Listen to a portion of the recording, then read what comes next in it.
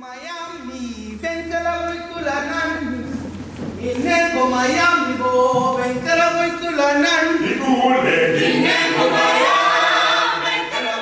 we left at 7:45 to go to the Thembalethu centre. They have this amazing centre with loads of different rooms and different facilities. They have a library and a kitchen and all these different things that is just really good for the community and the kids to come after school. So we started off and we had like a little gathering with some of the workers there, and there's also people that they educate on AIDS so that they can then go out and like spread awareness and spread their education as well. But as from 2007, that's when the government started improving the provision of ARVs, the medicine for HIV. Right, it has done exceptionally well. So we kind of gathered with them and they said a prayer and they also gave us a quick song, and it was crazy because they just like, he was like, okay, now we're gonna sing, and this woman started singing in the front row, just chilling, sitting down. She was like crazy, insane, like amazing. We were all like goosebumps everywhere.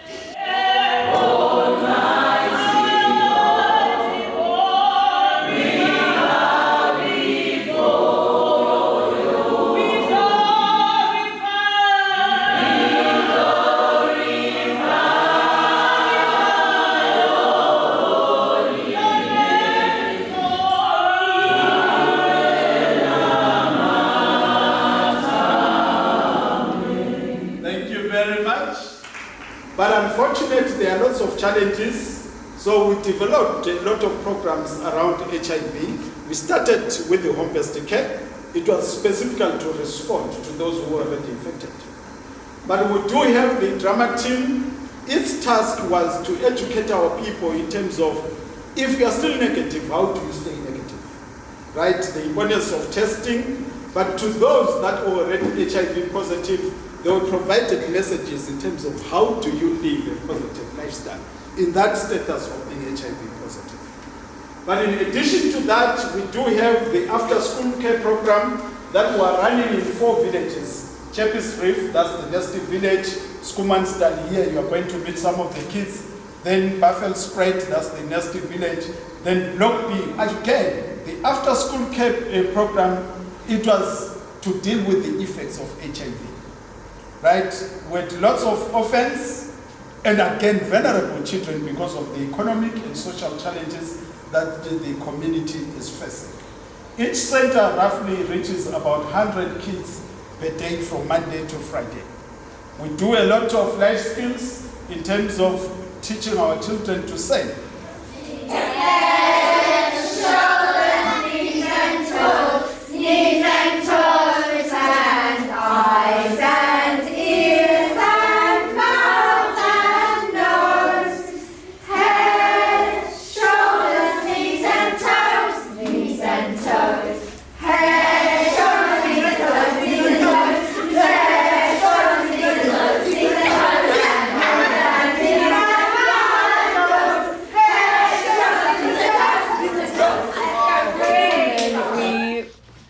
We got up, the dancers, to do a little number for them, and it was just really fun because at the end we kind of like were clapping and we jumped off the stage and got them involved and they all jumped up to like join in.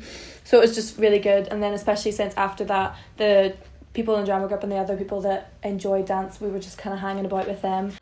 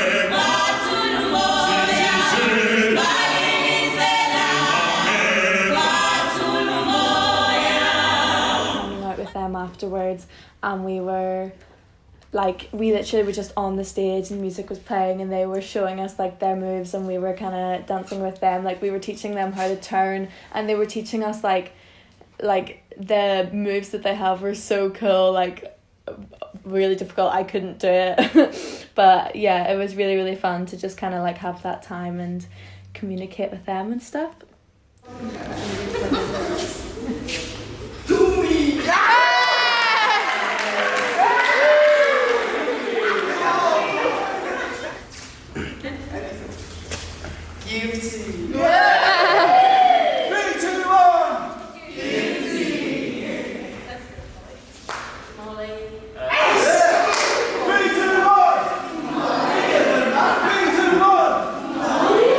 Then we had a different groups of kids come in for like after school activities, so we just played games with them mostly. Like we had a big parachute and played a few games with them.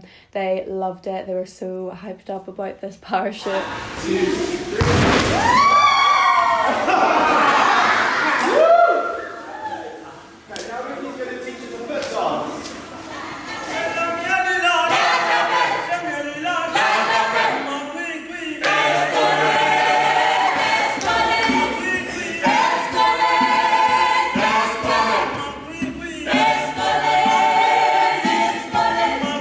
And then we helped to like dish out or helped in the kitchen with their food that they get. So the centre that they can go to after school actually gives them like a full meal as well, which is obviously like amazing, especially if they don't like their proper full-size meals, if they might not get that where they are at home.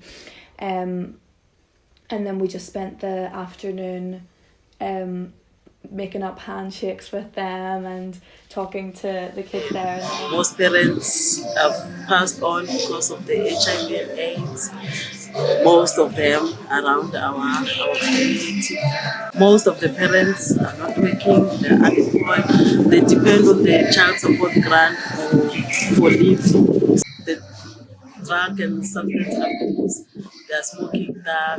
When you ask them the reason why, because ma'am, I want to forget about my problems at home and stuff. We are starving at home and that stuff. And for the girls, they're even going all out to sleep with the older men because they want money. The teenage pregnancies because of the exposure.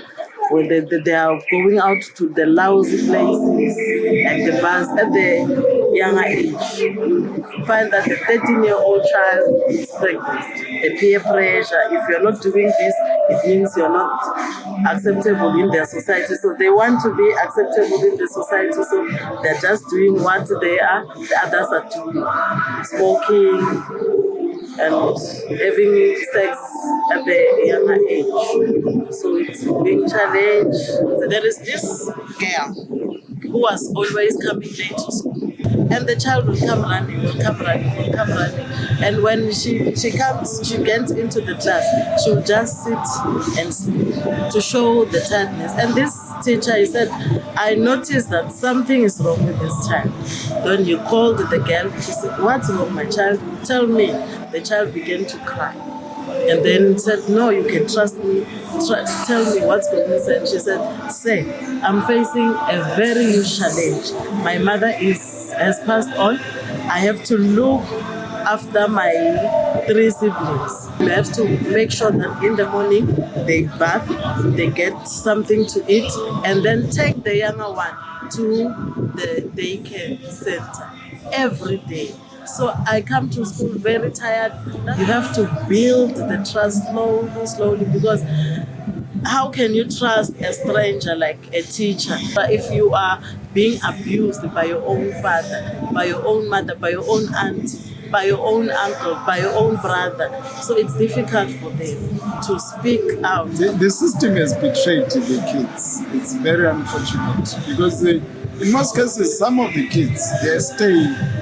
They've been abused by the people who are supposed to be protecting them. That's the starting point, right? Even though like today was really happy because like we got to see the kids have so much fun and we got to have so much fun with them and stuff. It was just so clear, like like the seriousness of the issues here and the differences to obviously where we're from, because as soon as we arrived to the house that we're staying in, she was like, sorry, I won't be around as much.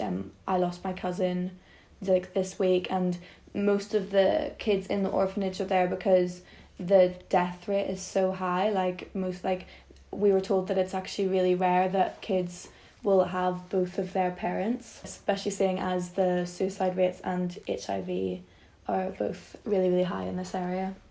What was also really clear was just how important organisations like danceaid are for this places like this area, because some of the kids are maybe like they're so talented at dancing, or they're really, really highly academic, but just the facilities aren't available for them. They're being given opportunities through danceaid that they wouldn't get like through the government or anything like that.